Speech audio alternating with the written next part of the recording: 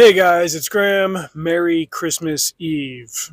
All right, I haven't finished a book lately, but I've got something to share with you all the same. This is a theory that I've jokingly posted a couple of times in the last several years. And after I originally, just kind of cooked up this idea, I went and Googled it, and a couple of other people have had the same realization. And it's this: How the Grinch Stole Christmas by Dr. Seuss is basically the story of Beowulf and Grendel. How could I have possibly come to this conclusion? Well, because it's about a snowy valley town sitting at the foot of a mountain, and up in that mountain there lives a grumpy monster that becomes irate at the members of the small mountain village every time they celebrate and sing and revel and all of that. In Beowulf's case, Grendel comes down the mountain and raids King Hrothgar's halls and kills a bunch of people. In the case of the Grinch, he obviously tries to steal Christmas. Beowulf comes to rescue King Hrothgar's people. He beats the crap out of Beowulf with just pure brute strength and heroism, and then later has to go on and kill Grendel's mother as well as a dragon, like 50 years later. While Grinch is confronted by Cindy Lou who is no more than two. But there's a theme of righteousness and heroism that plays through both of them. And we'll just say that Dr. Seuss's version has a little bit more of a positive outcome for Grendel, aka the Grinch.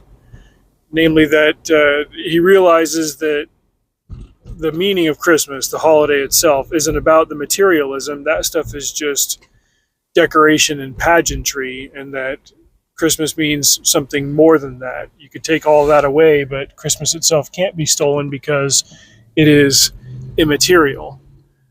We run into problems when we make it into just a material thing. Yeah, the lights are nice and the songs are beautiful and all of that. But when that becomes the very substance of it, it all feels hollow and kind of senseless and pointless. I was listening to a Count Dankula video earlier this morning when I was headed out to my first stop. And he sounds a little bit down because he's personally had a rough year. Dankula got divorced back in the summertime. And you can tell that he's a divorced guy because his production on both of his channels has ramped up significantly. That isn't to say that he's got more free time because he's divorced. That's to say that he's got more bills because he's divorced. And so he had to up the production to cover his new set of expenses. And you can just tell. Me having had a couple of friends and close family members go through the divorce process in the last 3-4 years, I've just learned to kind of recognize patterns. And his video last night was about the 1914 Christmas truce in World War I between the English and the Germans. And he was, we'll say, a little bit negative about the current state of Christmas and whether it means anything and whether there's any reason to be optimistic for the future and for that changing. I'm going to venture a guess that a large reason why he feels that way is that he himself is not religious, and he's stated that just as a matter of course throughout his videos. Whereas somebody like me who is religious continues to find a more profound meaning in Christmas, and I think that'll generally be the line of demarcation. They've got all these Christmas movies that pop up, the Hallmark movies, and none of them are really about the faith side of it. It's just about like, oh, this is a magical time of year, and let's fall in love. I think it would do us all well just to remember what the Grinch learned that morning, that Christmas means a little bit more. And don't focus so much on the wrapping of it. Focus on the value of what's inside. Anyway, this is just an interesting little thought experiment that I once had a couple of years ago, and every once in a while the social media memory will pop up and it'll say like, hey, remember the time you tweeted this out or whatever? It's like, oh yeah. That's my general theory of it, but it's not something that I pursue with too much seriousness. It's just kind of a joking observation.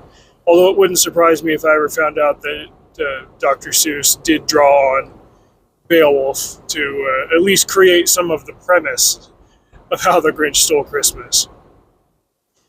This has been a really good year for the channel, as well as for my Substack. You guys have been good to me, watching my videos and sharing them out, and been able to bounce a few nickels off of each other in the old coin can. And so I'm going to buy a copy of Beowulf for my personal library, something that I haven't had in, geez, do the math, carry the two, about 17 years. I had a copy of the Seamus Heaney translation, and I loaned it to a friend, and I never got it back. And that's one of a few such cases which kind of fortifies my resolve to not loan books out anymore. But on the plus side, I've been meaning to buy a nice hardcover copy of Tolkien's translation of Beowulf, as well as the relevant contained annotations. And hey, I've got a little bit more of a book budget and a comic budget because the channel has been good to me, which means really that you guys have been good to me. So thank you for that. I've already got a copy of How the Grinch Stole Christmas because I've got kids. But it's been really great to just fill up my library and continue to find books that I love and enjoy the process of rereading books and sharing them and gifting them and getting them. And it's just one of those timeless things. I'm glad that I discovered this love of reading early on in my life, and that I get to continue to enjoy it and share it here with you all. So hope you guys have a Merry Christmas. I'm headed home from work right now. I get tomorrow off, and we're going to take a nap and then wake up and have Christmas Eve dinner with the kids. And my wife made matching pajamas for all of us, and we're trying out the tradition of Christmas crackers, which is a British thing, but you can buy them here in America, and I even found some that are made in America. So we'll try that out. If you're unfamiliar, they're kind of like party favors, one of those things like you pull on them and they pop, and there's little goodies inside. There's a paper crown and whatever. I think they got mentioned in Harry Potter once or twice, but we thought we'd give that a shot. And then one of the other traditions we have in our house is we watch the NORAD Santa tracker. I think it's just santanorad.org or something like that. The kids get a kick of watching him fly along over the GPS and everything, see which city he's in. Let me know what your guys' traditions are. I'll be up all night writing and waiting to catch the man with the bag, as it were. Love you guys. Thank you. Drive safe. See you out there. Merry Christmas.